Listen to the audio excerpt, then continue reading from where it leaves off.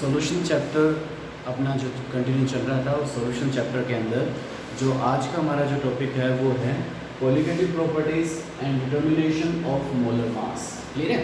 तो colligative properties कौन कौन सी होती है उनकी बात करते हैं। सबसे पहले अपने ये बात करें कि जो कोलिगेटिव प्रॉपर्टीज कौन सी हैं और उनकी मदद से अपने क्या करेंगे, मोलर मास को डिटरमाइन करेंगे। ठीक है, किसके सॉल्यूट के मोलर मास को यहाँ पर क्या किया जाएगा, डिटरमाइन किया जाएगा। तो अपने कोलिगेटिव प्रॉपर्टी की जो डेफिनेशन दे रखी है, हमने कहा है कि some properties of solution depend on the number of particles of solute, या कह सकते हैं depends on the mole fraction of solute are known as colligative properties. तो ऐसी प्रॉपर्टीज जो सॉल्यूशन की ऐसी प्रॉपर्टीज जो सॉल्यूट पार्टिकल के मोल फ्रैक्शन पर डिपेंड करती है, ठीक है, या नंबर ऑफ पार्टिकल्स सॉल्यूट पर डिपेंड करती है, उनको अपने क्या बोला जाता है, कोलिगेटिव प्रॉपर्टीज की कैटेगरी में रखा जाता है। ये जो कोलिगेटिव प्रॉपर्टीज हैं, तो इसके लिए हमने कहा है कि this properties do not depend upon the nature and composition of the solute. ये जो प्रॉपर्टीज है वो सॉल्यूट की नेचर पर डिपेंड नहीं करती, उसकी कंपोजिशन पर भी डिपेंड नहीं करती। तो कोलिगेटिव प्रॉपर्टीज, सॉल्यूशन की जो कोलिगेटिव प्रॉपर्टीज है वो सिर्फ किस पर डिपेंड करेगी, जो सॉल्यूट पार्टिकल है, सॉल्यूट पार्टिकल के मोल फ्रैक्शन पर डिपेंड करती है।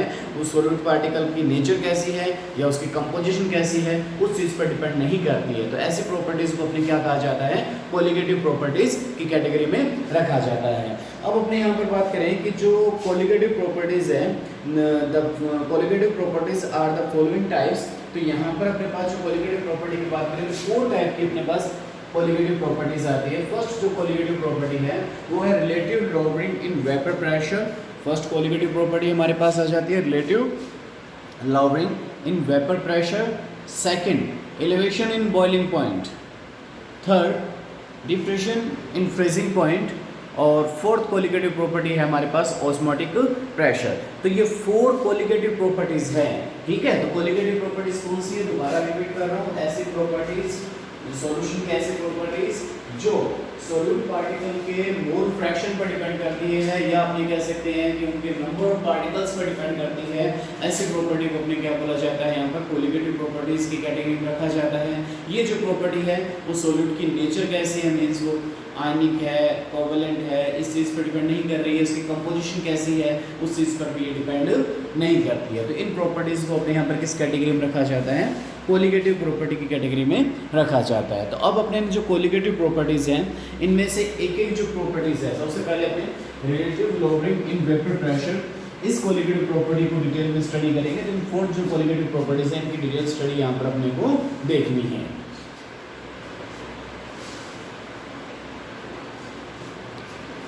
तो अपने फर्स्ट जो कोलिगेटिव प्रॉपर्टी है उसको डिस्कस करते हैं। ये हमारे पास है रिलेटिव लॉवरिंग इन वेपर प्रेशर, ठीक है। रिलेटिव लॉवरिंग इन वेपर प्रेशर क्या है, तो अपने यहाँ पर एक डायग्राम बनाया जाए और अपने कहा कि ये एक अपने पास वेसल ले रखी है, अपने क्लोज वेसल है। इस क्लोज वेसल के अंदर अपने यहाँ पर कोई सॉल्वेंट पार्टिकल को फिल कर रखा है और ये सॉल्वेंट पार्टिकल की क्या है, अपर लेयर है, ठीक है। ये अपर लेयर होगी सॉल्वेंट पार्टिकल की। तो ये हमारे पास पहले जो सॉल्वेंट पार्टिकल मीन्स क्या, प्योर सॉल्वेंट है। जब इसको अपने हीट करेंगे तो हीट करने पर क्या होगा, ये जो इसकी अपर लेयर है इसके अंदर एनर्जी इंक्रीज होगी, काइनेटिक एनर्जी आएगी, और ये क्या होगा कि इसके जो अपने पास जो सरफेस है, सरफेस से टकरा कर वापस क्या करेगी, इस लेयर पर क्या डालेगी, एक प्रेशर डालेगी, और इस प्रेशर को अपने क्या नाम दिया था, वेपर प्रेशर नाम दिया था। क्लियर था? अब अपने क्या करते हैं कि इसके अंदर अपने सोल्यूट पार्टिकल को मिक्स कर देते हैं, ठीक है, पहले भी डिस्कस कर चुके हैं। तो सोल्यूट पार्टिकल को मिक्स करने पर ये अपने पास किसकी फॉर्मेशन होगी, सॉल्यूशन की फॉर्मेशन होगी, ठीक है। तो अब ये जो सोल्यूट पार्टिकल है वो कैसा है, अपने पास वोलेटाइल नेचर का सोल्यूट पार्टिकल है। ऐसा ही इलेक्ट्रोलाइट मिलाया गया है जो इलेक्ट्रोलाइट है वोलेटाइल नेचर का है। तो वोलेटाइल नेचर का इलेक्ट्रोलाइट होने की वजह से ये जो पार्टिकल्स हैं, ये पार्टिकल्स अब वेपर में कन्वर्ट नहीं होंगे। तो जो वेपर में कन्वर्ट नहीं होंगे तो जो अपर लेयर के जो पार्टिकल्स हैं उनका जो नंबर है वो क्या हो जाता है, कम हो जाता है। पहले सारे पार्टिकल्स वेपर में कन्वर्ट हो रहे थे जब प्योर सॉल्वेंट था। अब जब सॉल्यूशन के अंदर अपने जो इलेक्ट्रोलाइट मिलाया गया, मिक्स किया गया, जो नॉन वोलेटाइल नेचर का था, तो वो क्या करता है कि इसके वेपर प्रेशर को क्या कर देता है, डिक्रीज कर देता है। तो इस वेपर प्रेशर पे डिक्रीज होने को अपने क्या नाम दिया था, लोवरिंग इन वेपर प्रेशर नाम दिया था। अब जो लोवरिंग इन वेपर प्रेशर था ये पहले भी अपने डिस्कस कर चुके हैं, डिटेल में बता चुका हूँ। लोवरिंग इन वेपर प्रेशर की जो बात की थी वो अपने पास एक्चुअल में क्या होता है कि अपने कहा कि जो प्योर सॉल्वेंट है P0A माइनस PS। इस चीज को क्या बोला जाता है अपनी लोअरिंग इन वेपर प्रेशर बोला जाता है। ठीक है, कि जो प्योर सॉल्वेंट का जो वेपर प्रेशर है वो सॉल्यूशन के वेपर प्रेशर से क्या होता है, हाई होता है। मींस जो सॉल्यूशन का वेपर प्रेशर क्या हो जाता है, कम हो जाता है। किस वजह से, जब उसके अंदर अपने सॉल्वेंट के अंदर क्या मिलाते हैं अपने पास, बात करें कि जो अपने अगर नॉन वोलेटाइल नेचर का अगर अपने इलेक्ट्रोलाइट उसके अंदर मिक्स किया जाता है, ठीक है, तो इसकी वजह से जो इसका वेपर प्रेशर है वो क्या हो जाता है, सॉल्यूशन का डिक्रीज हो जाता है। तो सॉल्यूशन का जो वेपर प्रेशर है वो क्या हो जाएगा, एक्चुअल में डिक्रीज हो जाएगा। ठीक है, तो ये चीज़ अपने पहले देख चुके हैं। अब ये जो lowering in vapour pressure I है, तो अपने कह सकते हैं this lowering does not depends upon the nature and composition of solute. तो ये जो लोअरिंग हो रही है वो इसकी जो नेचर कैसी है सॉल्यूट की, या आपने कह रहे हैं कि इसकी कंपोजिशन कैसी है, इस चीज़ पर वो डिपेंड नहीं कर रही है, क्योंकि अभी अपने जो कोलिगेटिव प्रॉपर्टीज़ की डेफिनेशन में ये चीज़ देखी थी।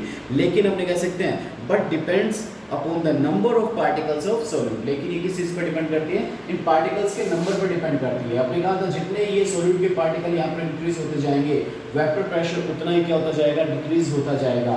ठीक है, जैसे अभी हमने 4 पार्टिकल लेयर के ऊपर लिए, अब अगर अपने इनका नंबर जैसे जैसे इंक्रीज करते जाएंगे तो जो वेपर प्रेशर है सॉल्यूशन का वो उतना ही क्या होता जा रहा है, डिक्रीज होता जाएगा। क्योंकि जो लेयर के जो पार्टिकल्स हैं वो लेयर के पार्टिकल्स अब वेपर में कन्वर्ट नहीं हो रहे हैं, तो जितना वेपर में कम कन्वर्ट होंगे जो प्रेशर भी क्या होगा उतना ही कम उसके ऊपर लगेगा। तो अपने कह रहे हैं कि जो हमारे पास जो लोअरिंग इन वेपर प्रेशर है वो किस पर डिपेंड कर रहा है, वो इन पार्टिकल्स के नंबर पर डिपेंड कर रहा है। तो अगर अपने यहाँ पर राल्फ लॉ अगर देखें, तो ये जो लोअरिंग इन वेपर प्रेशर का आपको क्लियर हो गया कि लोअरिंग इन वेपर प्रेशर क्या चीज़ है, ये तो अपने यहाँ पर बता ही दिया। ये अपने बता दिया कि P0A माइनस क्या आ गया, PS। तो अपने अगर देखें तो अकॉर्डिंग टू राउल्स लॉ, हम इसको याद करें कि जो राउल है उसने अपने को क्या लॉ कहा था, उसने अपने को कहा था यहाँ पर कि the vapour pressure of solution containing a non-volatile solute is proportional to the mole fraction of solvent। कि जो अपने पास इसका जो वेपर प्रेशर जो अपने यहाँ पर कहा है कि राउल्फ ने कहा कि जो वेपर प्रेशर जो हमारे पास नॉन वोलेटाइल सॉल्यूट को मिलाने से जो वेपर प्रेशर जो अपने पास कमी है जो हो रहा है वो किस पर डिपेंड करता है, इसके मोल फ्रैक्शन पर डिपेंड कर रहा है। तो अपने यहाँ पर मैं कह सकता हूँ कि जो PS is directly proportional to XA। PS क्या चीज़ है, vapour pressure of solution, and XA क्या चीज़ है, मोल फ्रैक्शन ऑफ, अपने यहाँ पर अपने इसको जो मोल फ्रैक्शन ऑफ सॉल्वेंट इसको कहा जा सकता है। ठीक है, तो अपने पास यहाँ पर जो इसको अगर अपने जो आगे इसमें लिखा था कि जो PS की जो वैल्यू थी वो PS की वैल्यू को अपने किस फॉर्म में लिखा था कि PS is equal to P0A XA की फॉर्म में लिखा था, और XA का रिजल्ट अपने क्या माना था, XA प्लस XB का जो रिजल्ट था वो क्या था, 1 था। यहाँ से अगर XA की जो वैल्यू अगर मैंने फाइंड की थी वो क्या थी, 1 माइनस क्या आई थी, XB आई थी। तो मैं इसको लिख सकता हूँ PS इक्वल क्या लिखा जा सकता है, P0A 1 माइनस XB की फॉर्म में इसको लिखा जा सकता है। क्लियर है चीज। फिर आगे इसको क्या लिख सकते हैं, PS equal P0A minus P0A XB। ठीक है, ये चीज अपने लिखी जा सकती है यहाँ पर।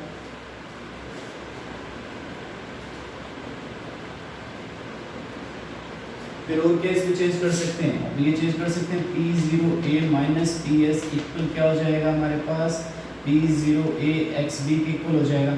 ये चीज आ गई अपने पास लोअरिंग इन वेपर प्रेशर। ठीक है, फिर अपने इसमें क्या किया कि P0A माइनस PS अपॉन इसको क्या कर दिया, P0A इक्वल क्या आ गया, ये XB क्या आ गया।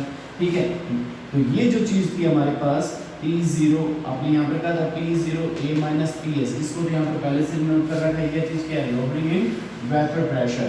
फिर अपने इसको क्या कर दिया, P0A अपॉन कर दिया। ये चीज जो हमारे पास बनी इसको अपने क्या नाम दिया था, relative lowering in vapour pressure. तो अपने यहाँ पर जो टॉपिक क्या चल रहा है, relative lowering in vapour pressure. ठीक है, अब अपने को ये प्रूव करना था कि जो relative lowering in vapour pressure है वो एक कोलिगेटिव प्रॉपर्टी है। और कोलिगेटिव प्रॉपर्टी कौन सी होती है, दिस प्रॉपर्टीज अपने कह सकते हैं कि ऐसी प्रॉपर्टीज जो हमारे पास सोल्यूट के मोल फ्रैक्शन पर डिपेंड करती है। तो यहाँ पर जो एक्स बी चीज आ रही है वो एक्स बी के हमारे पास क्या है, मोल फ्रैक्शन ऑफ सोल्यूट। ठीक है, ये चीज अपने को प्रूव कर रही थी कि जो हमारे पास relative lowering in vapour pressure है वो क्या चीज है हमारे पास, एक कोलिगेटिव प्रॉपर्टी की कैटेगरी में आ रहा है। तो इस चीज़ को अपने यहाँ पर क्या कर दिया, प्रूफ कर दिया।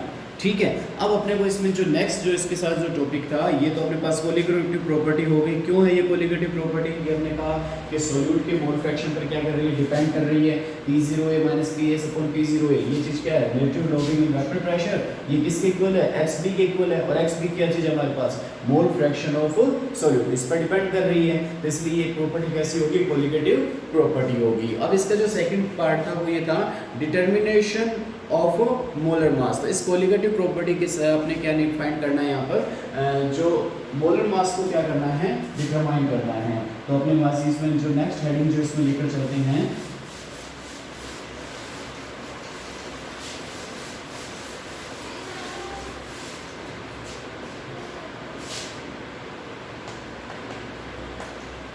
Determination of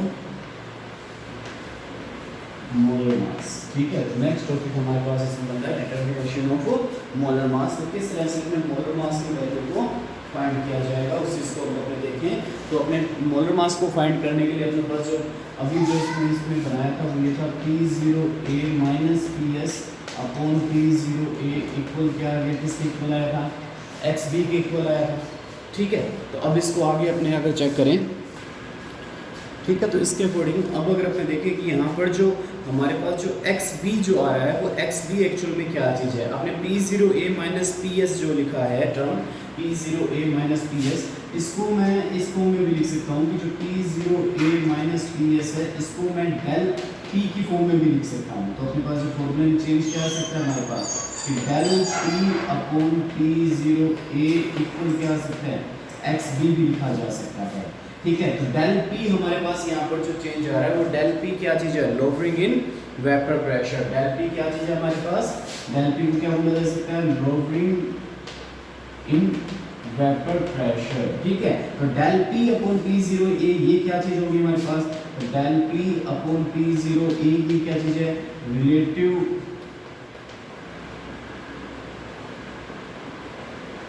lowering in vapour pressure. ठीक है, ये चीज़ थोड़ा सा आपको ध्यान रखना है, इसलिए मैं बार बार इस चीज़ को बता रहा हूँ। और ये किस पर डिपेंड कर रही है, XB पर डिपेंड कर रही है। अब अपने अगर देखेंगे जो XB हमारे पास क्या है, XB अपने यहाँ पर इसको क्लियर किया था कि XB क्या चीज़ है, मोल फ्रैक्शन ऑफ सोल्यूट।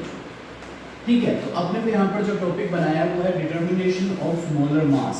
तो XB को अगर मैं यहाँ पर लिखूँ तो XB किसके इक्वल होता है, NA upon plus NB upon क्या हो जाएगा, NA प्लस NB हमारे पास यहाँ पर जो क्या चीज़ आ रही है, NB अपने कह सकते हैं number of moles of solute. NB क्या चीज़ है हमारे पास, अपने कह सकते हैं number of moles of solute. और NA क्या चीज़ है हमारे पास, NA हमारे पास है number of moles of solvent. Clear होगी चीज अपने को। अब यहाँ पर मैं कह सकता हूँ इसके अंदर कि हम कह सकते हैं कि इन डाइल्यूट सॉल्यूशन, ये सॉल्यूशन अपने यहाँ पर पहले कह चुके हैं कि जो राल्फ लो की जो कंडीशन बताई थी कि जो राल्फ लो है वो डाइल्यूट सॉल्यूशन पर ही क्या होता है, एप्लीकेबल होता है। ठीक है, तो अगर वो डाइल्यूट सॉल्यूशन पर एप्लीकेबल है तो अपने कह सकते हैं कि जो NB है, जो ये चीज़ अपने बात कर रहा हूँ कि जो सॉल्यूशन के अंदर अगर NB है वो वेरी लेस देन NA। ठीक है, NB is very less then NA, therefore NB can be neglected, therefore NB can be neglected. ठीक है, तो इसको नेग्लेक्ट कर सकते हैं। तो अगर इसको मैं नेग्लेक्ट कर देता हूँ, यहाँ से NB को नेग्लेक्ट कर देता हूँ, तो मेरे पास जो XB है वो XB किसके इक्वल आ जाएगा, NB अपॉन किसके आ जाएगा, N एक इक्वल आ जाएगा। ठीक है, कि अगर आपने यहाँ पर बात की कि इन डायल्यूट सॉल्यूशन, क्योंकि अपने बात कर रहे हैं कि इसके ऊपर अपने राउल्फ लॉ को अप्लीकेबल किया है, और राउल्फ लॉ कब अप्लीकेबल होता है, जब अपने कहते हैं कि सॉल्यूशन कैसा होता है, डायल्यूट होता है। तो डायल्यूट सॉल्यूशन की अगर मैं बात करता हूं तो डायल्यूट सॉल्यूशन के अंदर आपने जो लिखा है Na + Nb, तो डायल्यूट सॉल्यूशन के अंदर अगर आपने Nb और Na को अगर कंपेयर करें तो हमारे पास Nb की जो वैल्यू है डायल्यूट सॉल्यूशन के अंदर बहुत ही कम होती है, तो इसलिए अपने क्या कर सकते हैं, इसको नेगलेक्ट कर सकते हैं। तो नेगलेक्ट करने पर हमारे पास जो Xb की जो वैल्यू आ गई वो Xb किसके इक्वल आ गया, हमारे पास Nb/Na के इक्वल आ गया। ठीक है, तो अपने पास इसको अगर आगे अगर इसको देखा जाए तो Nb एक्चुअल में क्या चीज है, Nb हमारे पास क्या चीज है, Nb को मैं लिख सकता हूँ Wb क्या लिख सकता हूँ, Wa, और इसी तरह से अपने जो Na है, Na को क्या लिखा जा सकता है, Wa/Ma।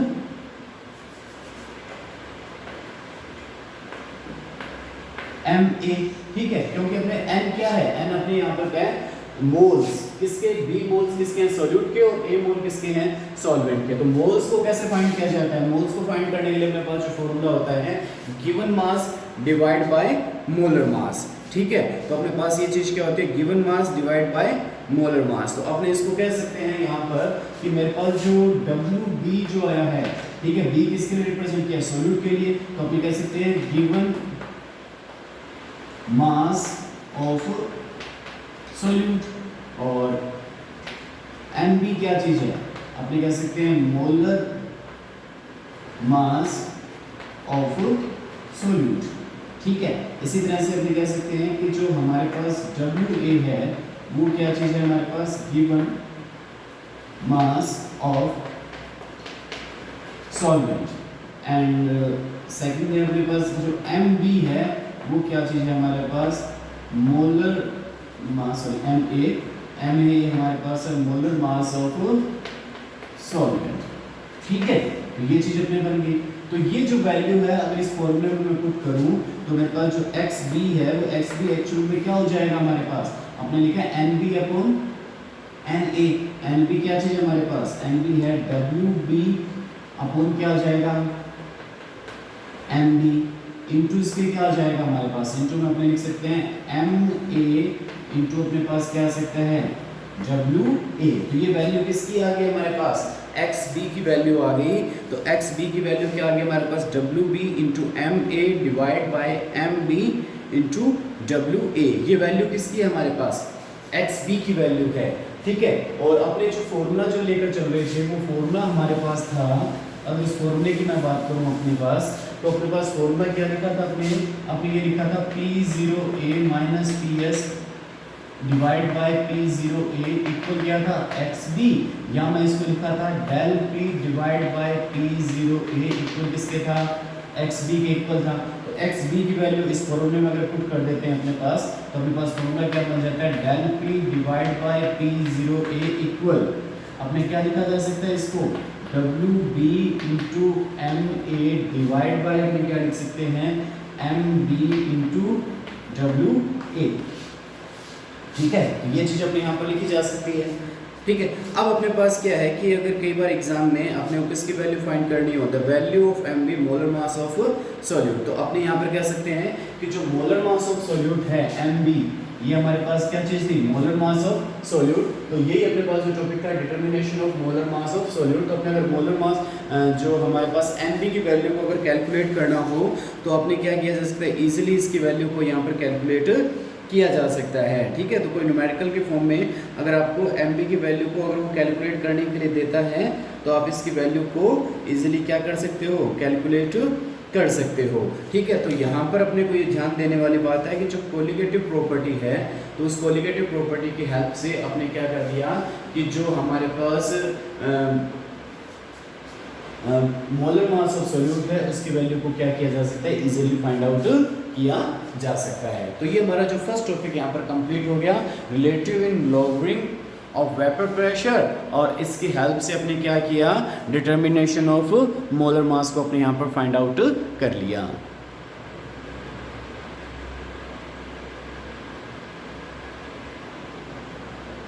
नेक्स्ट हमारे पास जो कोलिगेटिव प्रॉपर्टी है वो है एलिवेशन इन बॉइलिंग पॉइंट। ठीक है। तो एलिवेशन इन बॉइलिंग पॉइंट का मीनिंग यहाँ पर क्या है कि जो सॉल्यूशन का जो बॉइलिंग पॉइंट है, ठीक है, अगर किसी प्योर सॉल्वेंट के अंदर नॉन वोलेटाइल टाइप का इलेक्ट्रोलाइट अगर मिक्स कर दिया जाता है तो सॉल्यूशन का जो बॉइलिंग पॉइंट है प्योर सॉल्वेंट से क्या हो जाता है, इंक्रीज हो जाता है। ठीक है। फॉर एग्जाम्पल अपने कहें यहाँ पर एक सिंपल सा एग्जांपल लें कि अगर वाटर प्योर वाटर है, इसका आपको बॉइलिंग पॉइंट सभी को पता है कितना होता है, 100 डिग्री सेल्सियस होता है। ठीक है। तो अगर इसके अंदर, इस वाटर के अंदर अगर अपने नॉन वोलेटाइल इलेक्ट्रोलाइट अगर मिक्स कर रहे हैं, फॉर एग्जांपल मैंने NaCl को इसके अंदर मिक्स कर दिया, तो NaCl को मिक्स करने के बाद में या शुगर पार्टिकल को मिक्स कर, कोई भी ऐसा इलेक्ट्रोलाइट इसके अंदर मिक्स कर रहे हैं या सॉल्यूट पार्टिकल को मिक्स कर रहे हैं, तो क्या होगा कि अब जो वाटर का जो बॉइलिंग पॉइंट 100 था वो 100 नहीं होगा, क्योंकि अब वो सॉल्यूशन फॉर्म में आ गया। तो सॉल्यूशन फॉर्म में आने की वजह से अब वाटर का जो बॉइलिंग पॉइंट है पहले के बॉइलिंग पॉइंट से क्या हो जाएगा, हाई हो जाएगा। इट मीन्स अब जो वाटर है 100 डिग्री सेल्सियस पर बॉईल नहीं होगा, वो मोर देन 100 डिग्री सेल्सियस पर बॉईल होना स्टार्ट हो जाता है। तो इसी चीज़ को अपने क्या नाम लेते हैं यहाँ पर, एलिवेशन इन बॉइलिंग पॉइंट। तो सबसे पहले यहाँ पर बॉइलिंग पॉइंट की डेफिनेशन देखते हैं कि बॉइलिंग पॉइंट एक्चुअली में क्या होता है। तो अपने इसमें बॉइलिंग पॉइंट की जो डेफिनेशन दी है, boiling point of a liquid is the temperature at which the vapour pressure is equal to the atmospheric pressure. कि आप ये कह सकते हैं किसी भी लिक्विड का जो बॉइलिंग पॉइंट है वो बॉइलिंग पॉइंट एक ऐसा टेम्परेचर है, किसी भी लिक्विड के बॉइलिंग पॉइंट को अपने कह सकते हैं बॉइलिंग पॉइंट उस लिक्विड का ऐसा टेम्परेचर है जिस टेम्परेचर पर उस लिक्विड का वेपर प्रेशर एटमॉस्फेरिक प्रेशर के क्या हो जाता है, इक्वल हो जाता है। तो उस पॉइंट को अपने क्या नाम देते हैं, उसका बॉइलिंग पॉइंट नाम दिया जाता है। जैसे एग्जांपल के थ्रू मैं समझता हूँ यहाँ पर कि अपने पास कहा कि एटमॉस्फेरिक प्रेशर कितना है, 180 atm एटमॉस्फेरिक प्रेशर है। तो और पहले लिक्विड का प्रेशर यहाँ था, तो आपने कहा कि ये इस लिक्विड का वेपर प्रेशर है जो एटमॉस्फेरिक प्रेशर से क्या है, कम है। तो मैंने क्या किया, इस लिक्विड को मैंने टेम्परेचर दिया, तो टेम्परेचर देने से इसका वेपर प्रेशर क्या होगा, इंक्रीज हो रहा है, और इंक्रीज होता हुआ वो किसके इक्वल आ गया, एटमॉस्फेरिक प्रेशर के क्या हो गया, इक्वल हो गया। तो ये किस टेम्परेचर पर एटमॉस्फेरिक प्रेशर के इक्वल हो रहा है, उस टेम्परेचर को अपने यहाँ पर क्या नाम देते हैं, इसका बॉइलिंग पॉइंट यहाँ पर नाम दिया जाता है। क्लियर होगी चीज अपने पास। तो इसका मतलब यहाँ पर ये जो अपने पास वेपर प्रेशर था जो लिक्विड का, वो लिक्विड का वेपर प्रेशर कैसा था, ये हमारे पास क्या लिया, हमने प्योर सॉल्वेंट लिया था।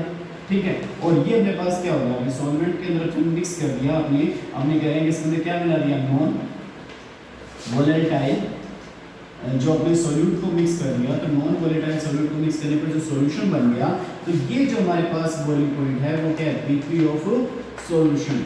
तो सॉल्यूशन का बीपी तो यहाँ पर है, और ये बीपी किसका है हमारे पास, लिक्विड का या कोर सॉल्वेंट का। तो अपने यहाँ कह रहे हैं कोर सॉल्वेंट से जो हमारे पास सॉल्यूशन का जो बीपी होता है वो क्या होता है, हाई होता है। ठीक है। तो सिंपल सी लैंग्वेज में आपने इसको समझ लिया। अब ये जो अपने पास एलिवेशन आया, वो एलिवेशन किस वजह से आया, इस एलिवेशन को अगर अपने कंसीडर करने के लिए अपने यहाँ पर एक ग्राफ प्लॉट करते हैं।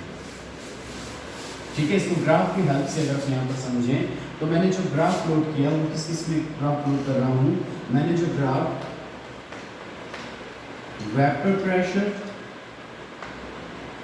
ठीक है, और जो हमारे पास जो टेम्परेचर है, इस टेम्परेचर पर मैंने ग्राफ प्लॉट किया। एक्स एक्सिस पर टेम्परेचर ले लिया और वाई एक्सिस पर मैंने क्या ले लिया, वेपर प्रेशर ले लिया। ठीक है। तो अपने यहाँ पर क्या कहते हैं कि जैसे सिंपल सी बात की, तो यहाँ पर जो अपने पास जो वेपर प्रेशर है, इस कंडीशन पर जो वेपर प्रेशर मैंने कहा कि ये जो वेपर प्रेशर है यहाँ पर 180 है, इट मींस ये एटमॉस्फेरिक प्रेशर के इक्वल है। तो ये हमारे पास कोई सॉल्वेंट था, उसका नॉर्मल कंडीशन में वेपर प्रेशर यहाँ था। ठीक है। मैंने क्या किया, इसको टेम्परेचर इंक्रीज कर रहे हैं, देखो आप टेम्परेचर बढ़ाते जा रहे हो, तो टेम्परेचर बढ़ाने पर आपके सामने क्या आ रहा है कि इसका वेपर प्रेशर भी इंक्रीज होता जा रहा है। और आपने कहा कि इस टेम्परेचर पर इसका वेपर प्रेशर क्या हो गया, हमारे पास एटमॉस्फेरिक प्रेशर का क्या हो गया, इक्वल हो गया। तो इस टेम्परेचर को मैंने क्या नाम दे दिया, इस जो सॉल्वेंट पार्टिकल है, इस सॉल्वेंट पार्टिकल का ये क्या आ गया, हमारे पास बॉइलिंग पॉइंट आ गया। तो इसको मैंने प्योर सॉल्वेंट के लिए इसको डिनोट कर दिया T0B। T0B हमारे पास क्या है, T0B अपने यहाँ पर बता रहे हैं boiling point of pure solvent. ठीक है। तो T0B क्या है, boiling point of pure solvent. अब हमने क्या किया कि इस सॉल्वेंट के अंदर मैंने क्या मिक्स कर दिया, इलेक्ट्रोलाइट मिक्स कर दिया, और इलेक्ट्रोलाइट क्या हमारे पास नॉन वोलेटाइल टाइप का है। तो इसका जो बॉइलिंग पॉइंट है, जो अपने पास वेपर प्रेशर, वो घटकर कहाँ आ गया, यहाँ पर आ गया।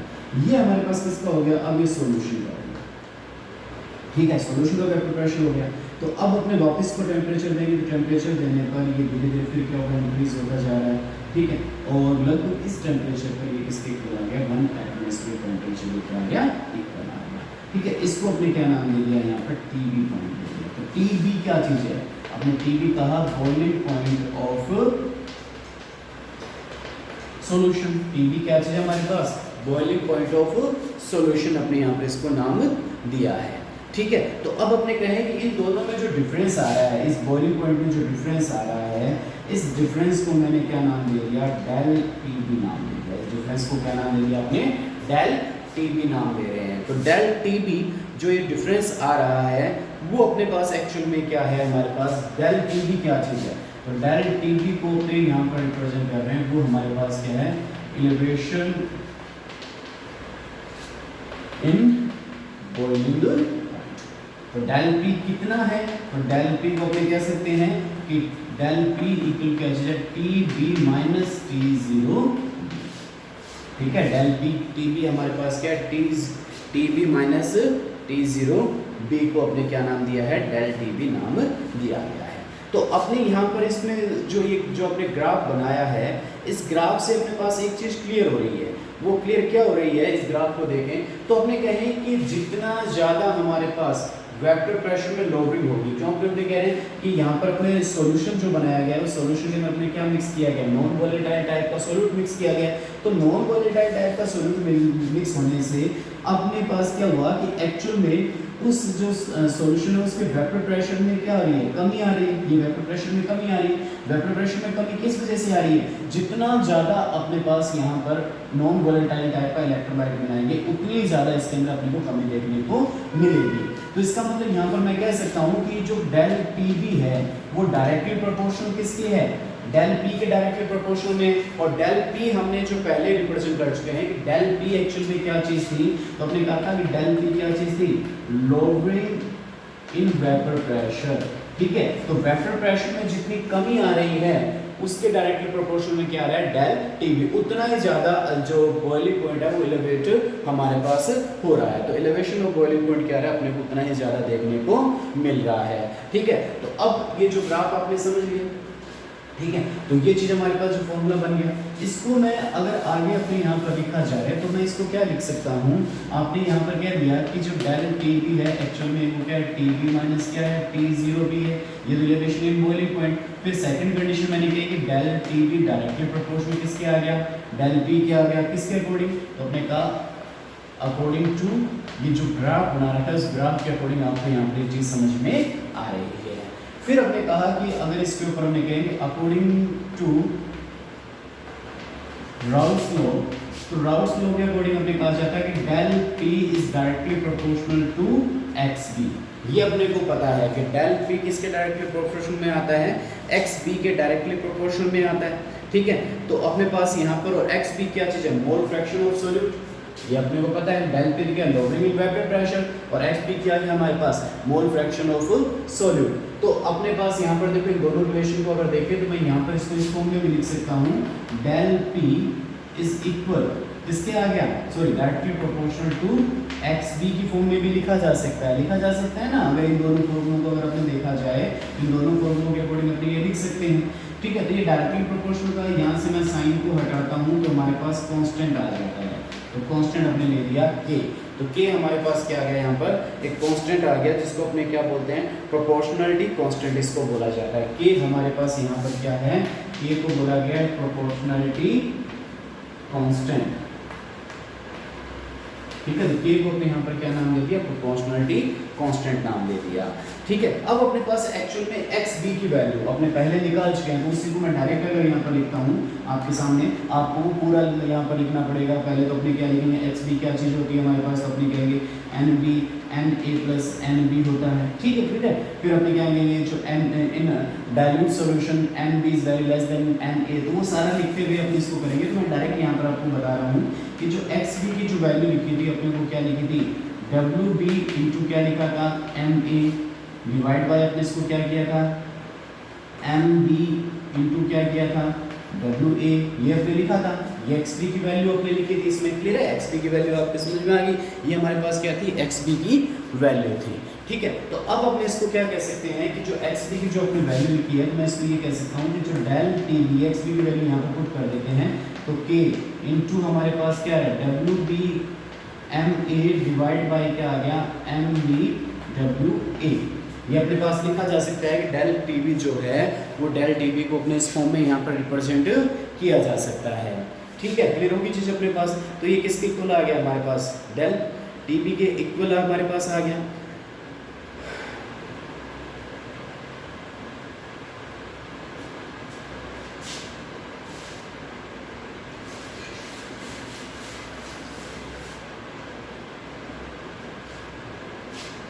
अब इसको मैं यहाँ पर लिख सकता हूँ कि जो डेल के बी हमारे पास क्या बन रहा है, K B W B divide by M B into W A, या इसको मैं ऐसे लिख देता हूँ M B into W A. ठीक है, अब देखिए कि यहाँ पर जो के था ये के बी क्यों लिखा है, तो के बी एक्चुअली में मैंने जो बनाया है वो कैसे बनाया है, के इंटू एम ए से बनाया है। क्यों, के तो हमारे पास प्रोपोर्शनलिटी कांस्टेंट था, और एम ए हमारे पास क्या है, एम ए हमारे पास एक्चुअली में क्या है, एम ए हमारे पास है मोलर मास ऑफ सॉल्वेंट। तो सॉल्वेंट जब अपने रिएक्शन कर रहे हैं तो सॉल्वेंट के मोलर मास में तो किसी टाइप का चेंज देखने को मिल ही नहीं रहा, तो इसका मतलब इन दोनों का जो मल्टीप्लिकेशन है वो भी क्या आ जाएगा हमारे पास एक कांस्टेंट की फॉर्म में आ जाता है। तो ये जो हमारे पास जो नया कांस्टेंट जो सामने आया है, ठीक है, इसको क्या बोलते हैं, मोलर एलिवेशन कांस्टेंट इसको नाम दिया जाएगा। के बी को अपने यहाँ पर क्या नाम दे सकते हैं, के बी अपने पास क्या हो गया मोलर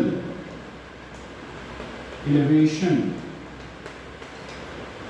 कांस्टेंट। ठीक है, के बी को क्या कहा जा सकता है, मोलर एलिवेशन कांस्टेंट, इसको यहाँ पर अपने नाम दे सकते हैं। ठीक है, तो मोलर एलिवेशन कांस्टेंट, ठीक है, या इसको अपने क्या नाम दे सकते हैं, एब्लियो स्कोपिक कांस्टेंट इसको नाम दिया जा सकता है। इसको क्या बोल सकते हैं अपने,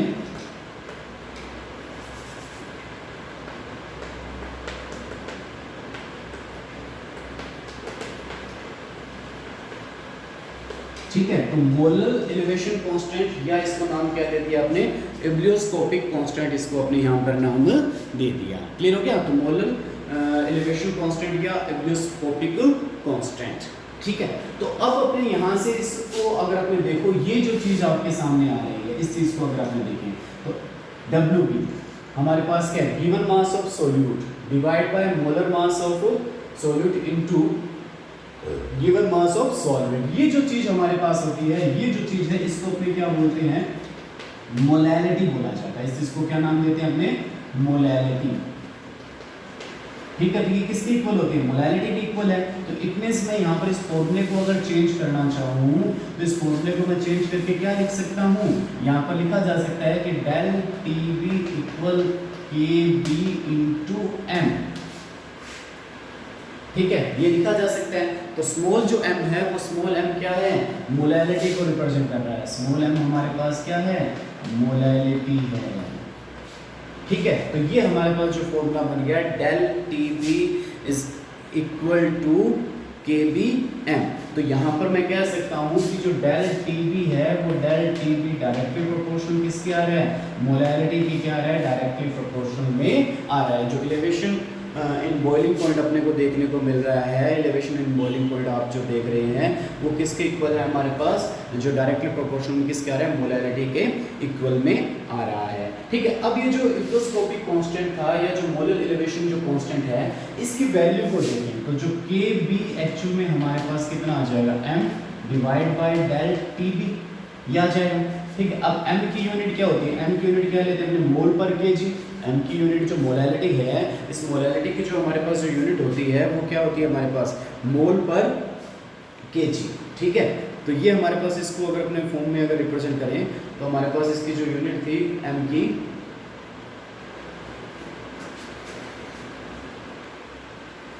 सॉरी थोड़ा सा इसको अपने गलत कर दिया, ये जो चीज़ बनी हमारे पास क्या बन गई अपने पास, इसको लिख सकते हैं डेल टी बी अपॉन क्या लिखा जा सकता है, m।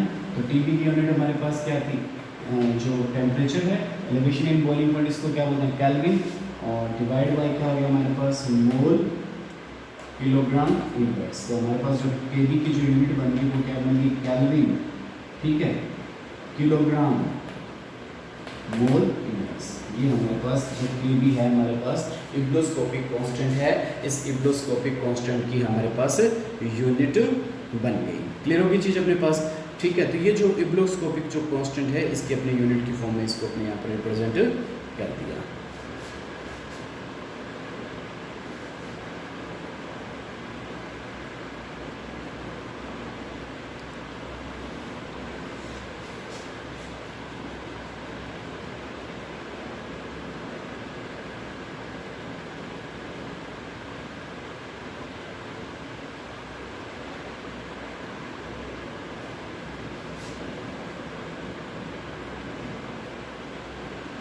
तो अपने जो इसमें अपने जो बता दिया कि जो lowering elevation in boiling point है वो एक कोलिगेटिव प्रॉपर्टी है और उसकी हेल्प से अपने क्या कर सकते हैं, मोलर मास को फाइंड किया जा सकता है। तो अपने यहाँ पर जो इसमें टॉपिक बनाया वो क्या बना दिया, relation between elevation in boiling point and molar mass of non volatile solute. तो अपने पास ये फॉर्मूला था, ठीक है। एम क्या चीज़ थी, मोलैरिटी थी। मोलैरिटी को इस फॉर्म में लिखा जा सकता है। ये जो 1000 अपने लगाया है वो 1000 इसलिए लगाया है कि अगर अपने पास जो WA की जो वैल्यू है वो WA की वैल्यू अगर ग्राम में ली है तो 1000 यूज में लेंगे और किलोग्राम में लिए तो 1000 यूज में नहीं लिया जाएगा, ये आपको पहले से पता है, ठीक है। तो अपने इसको क्या किया कि इसको अगर फॉर्मूले को मैंने यहाँ पर थोड़ा सा चेंज किया तो ये जो m का रिजल्ट इसमें रख दिया तो फॉर्मूला बन गया। आपको फाइंड क्या करना है, मोलर मास ऑफ सॉल्यूट को फाइंड करना है, mb की वैल्यू को फाइंड करना है। तो ये mb की वैल्यू को फाइंड करने का हमारे पास फॉर्मूला बन गया। इस फॉर्मूले में सब कुछ आपको पता है, kb क्या है, wb क्या है, डेल tb क्या चीज़ है और wa क्या है, ये पहले से अपने इसको बता चुके हैं। क्लियर है। तो ये जो इब्लोस्कोपिक जो कांस्टेंट की अपने बात की है उसके लिए अपने जो वांट हाफ ने according to van't Hoff can be related with molar heat of vaporization by thermodynamic relation. यहाँ पर वांट हाफ ने केबी और जो इसकी जो डेल वेपराइजेशन अपनी यहाँ पर बताया है तो उसके अंदर molar heat of vaporization del, ये जो चीज़ है हमारे पास डेल वेपराइजेशन, ठीक है। तो इसको अपने नाम दिया है मोलर हीट ऑफ वेपराइजेशन, ठीक है। तो डेल यूके हमारे पास क्या है, हमने इसको नाम दिया है मोलर हीट ऑफ वेपराइजेशन, इसको नाम दिया है। तो वांट हाफ के according molar heat of vaporization और इब्लोस्कोपिक कांस्टेंट के अंदर एक ही रिलेशन दिया गया है, ठीक है। तो हमारे सिलेबस में ये सिर्फ रिलेशन है, ये रिलेशन आया कैसे उससे अपने को यहाँ पर कोई लेना देना नहीं है। तो केबी क्या चाहिए, इब्लोस्कोपिक कांस्टेंट, Ma हमारे पास क्या है, Ma क्या है, molar mass of solvent. Ma हमारे पास यहाँ पर है मोलर मास ऑफ सॉल्वेंट, ठीक है।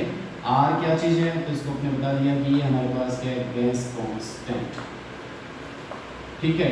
T0B क्या है, T0B हमारे पास क्या है, बॉइलिंग पॉइंट ऑफ सॉल्वेंट, ठीक है। तो ये अपने सारा इसमें एक्सप्लेन कर चुका है। ये सिर्फ अपने को फॉर्मूला दिया गया है, ठीक है।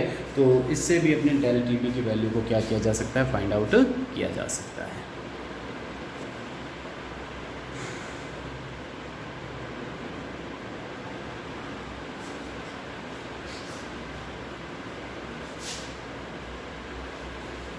यहाँ पर आपको एक न्यूमेरिकल दिया गया है। न्यूमेरिकल क्या कहता है, 18 gram glucose has been dissolve in 1 kilogram water, ठीक है। 18 ग्राम ग्लूकोज है, इसको 1 किलोग्राम वाटर में क्या किया गया, डिजॉल्व किया गया इन ए सॉसपैन।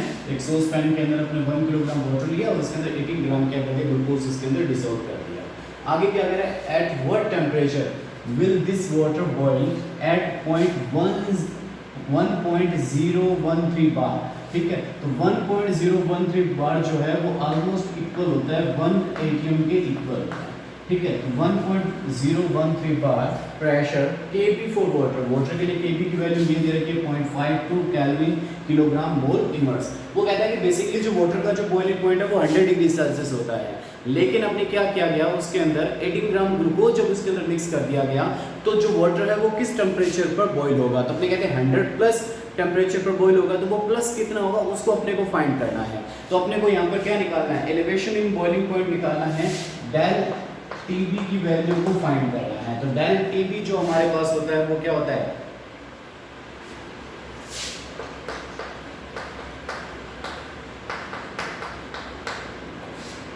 ठीक है, डिवाइड बाय अपन इसको कह देते हैं।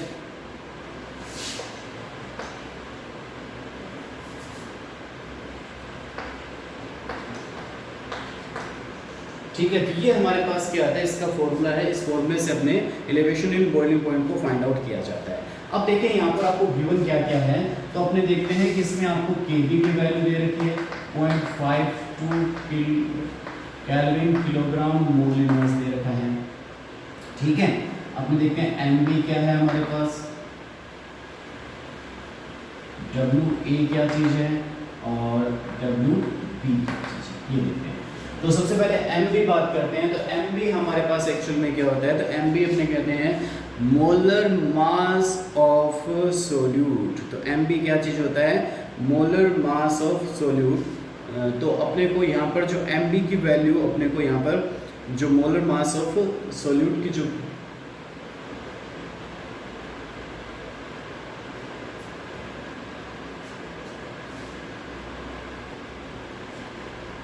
एमबी चीज है मोलर मास ऑफ सोल्यूट। तो सोल्यूट हमारे पास क्या है, ग्लूकोज। ग्लूकोज का जो फॉर्मूला होता है वो क्या होता है, C6H12O6। तो इससे अगर इसका मोलर मास निकालें तो कितना आ जाए, 180 ग्राम पर मोल।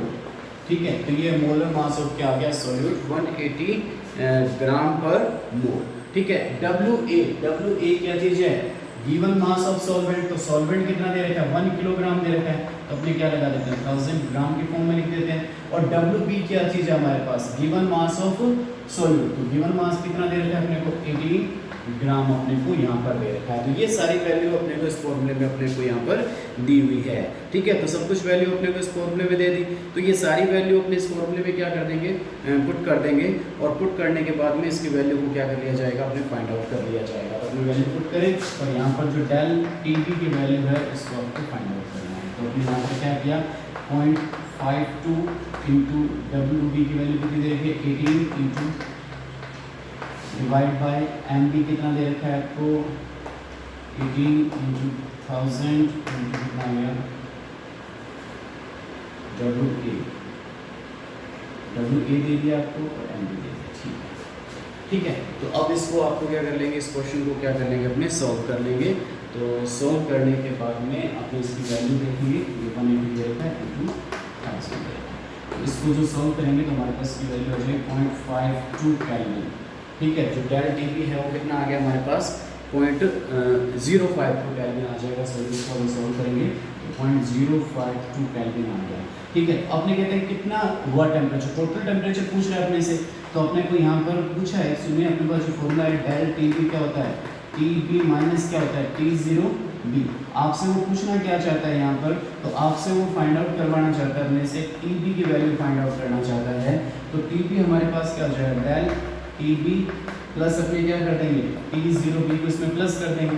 तो डेल टीबी हमने अभी निकाला 0.052 और टीबी कितना होता है हमारे पास, 273 केल्विन। तो केल्विन के अंदर ही रहता है, तो टीबी की वैल्यू आ जाएगी हमारे पास 273.052 केल्विन मेरे पास वैल्यू आ जाएगी। सॉरी 373। ठीक है, 100 डिग्री सेल्सियस की बात कर रहे हैं अपने पास। तो ये हमारे पास क्या आ गया, जो इस क्वेश्चन का आंसर आ गया। तो इस टाइप के क्वेश्चन आपको और भी दिए हुए हो सकते हैं।